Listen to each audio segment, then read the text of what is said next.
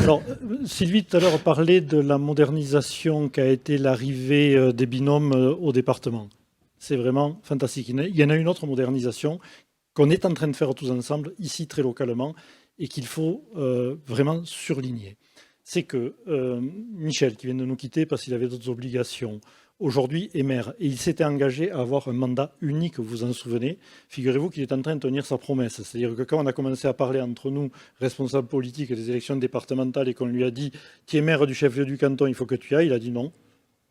J'ai dit que je ferai un mandat unique, je fais un mandat unique. Bon, c'est tout à son honneur. Ça crée quoi, ça? Une situation inconnue à Frontignan depuis 1945, au moins. C'est-à-dire, c'est la première fois que le maire de Frontignan n'est pas candidat aux élections départementales. Et qu'avec Sylvie, je m'y colle. Ça veut dire que Sylvie et moi, là, si on est élu, on sera aussi sur des mandats uniques. Et qu'on aura un petit peu plus de disponibilité pour nous occuper d'un certain nombre de questions au département que ce qu'on en a eu jusqu'à présent. Ça fait partie de la modernisation. C'est une modernisation, comme vous le voyez, qui n'est pas liée à la loi. Parce que la loi qui limite le cumul des mandats ne parle pas de ce cumul-là. Mais elle est liée à la volonté politique d'acteurs locaux. Encore une fois, le territoire montre l'exemple. Et ce n'est pas si intéressant que ça. Donc, quand on sera élu, on va gérer notre mandat de façon assez différente de ce qu'on a fait jusque-là et sur le dernier. Et ce type de réunion-là, on dit que les partis se vident, tout ça. Bon, c'est vrai, hein, c'est vrai, mais bon, on peut quand même se rencontrer, même si on n'est pas membre de tel ou tel parti, de telle ou telle formation. Ils ne sont pas exclus, ceux qui le sont, sinon je ne viendrai pas, mais bon, on peut le faire comme ça. Et je pense qu'il y a, sur le modèle de ce qu'on appelle les conseils de développement pour les intercommunalités, quelque chose à faire à l'échelle du canton. Et retrouver le fil du dialogue. Peut-être ça nous aidera à un peu mieux vivre ensemble. Après, la vraie conclusion, c'est que j'ai passé une sacrément belle soirée en tant qu'élu, en tant qu'homme politique engagé, parce que les sujets qu'on a abordés, c'est pas rien, et qu'on espère avec Sylvie qu'on aura l'honneur de vous représenter au département une fois de plus. Voilà. Et qu'on sera digne de l'honneur que vous nous ferez. Moi, en écoutant toutes ces personnes, en écoutant toutes ces questions posées, moi, je me rends compte d'une chose, en fait, c'est que vraiment là, c'est ça la réalité. Et qu'en fait, voilà, on est face à des choses qui, pour lesquelles il faut trouver des solutions, bien entendu. Mais ça veut dire aussi que pour les élus que nous sommes, il faut prendre en considération ces demandes et essayer d'y répondre. Et ça fait partie d'un choix politique. Et le choix politique nous incombe, en fait. Donc, moi, je dis que si on veut nous laisser poursuivre notre mission, mais il faut voter dimanche prochain, dimanche qui arrive. Votez pour nous et je vous assure que, voilà, on a entendu, en tout cas. On a entendu le message et on tâchera d'y répondre.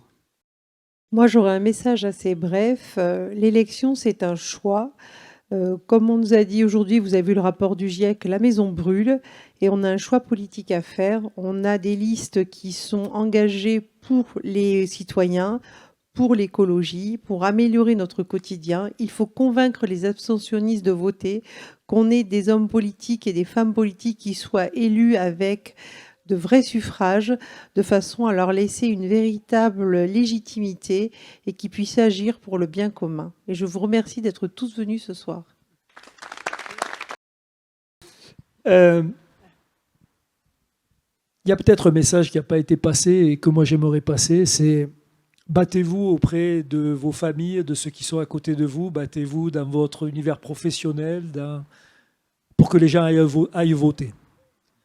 Je crois qu'on ne peut pas être dans un pays responsable si à un moment donné, on ne fait pas le premier acte citoyen qui est d'aller voter. Et donc je crois que, je le dis à chaque fois que je vais dans les associations, c'est pas, moi j'entends que des fois les politiques ils devraient être plus pédagogiques, mais ce n'est pas la réalité telle que je la crois. Je crois que c'est chacun qui doit être pédagogique pour expliquer qu'on doit aller voter, que c'est un devoir absolu que d'aller voter et d'avoir cette responsabilité. On ne peut pas ne pas prendre son destin en main, ça c'est pas possible. Et donc ça c'est l'affaire de tous. Et la deuxième chose, c'est qu'il faut expliquer que tout n'est pas égal. C'est-à-dire que avant-hier, j'étais à Tournesy, dans un quartier populaire de Montpellier. Et il y avait une fête de quartier et j'ai passé 1h15 avec, pas un jeune, un adulte d'une quarantaine d'années. Et il me disait, moi, je ne vote pas. Et je lui dis, mais pourquoi? Parce que de toute manière, c'est tout pareil. Alors je lui dis, mais non, c'est pas tout pareil. Si, tout est pareil. Alors je lui dis, mais l'ordinateur gratuit pour ton gamin, je ne suis pas sûr que tout le monde ait fait ça. Le transport gratuit pour les moins de 26 ans, je ne suis pas sûr que tout le monde ait fait ça. La rentrée la moins chère de France en Occitanie, je ne suis pas sûr que tout ait fait ça.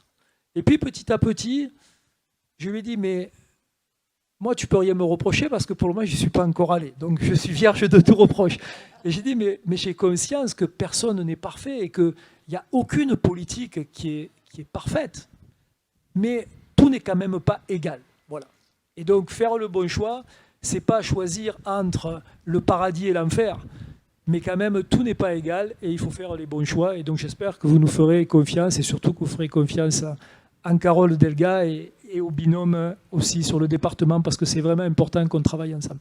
Voilà, merci. On a passé, comme l'a dit Pierre, un très bon moment à votre présence. Merci. Merci à vous, merci aux élus des différentes villes qui ont bien voulu jouer le jeu ce soir. Merci à vous, l'Assemblée, et puis à tout le monde dimanche pour s'occuper de ce qui nous mêle, c'est-à-dire les choix que nous aurons à faire pour mener les politiques dans les 6 ans à venir à l'échelle régionale, à l'échelle départementale. Merci à vous et bonne fin de soirée.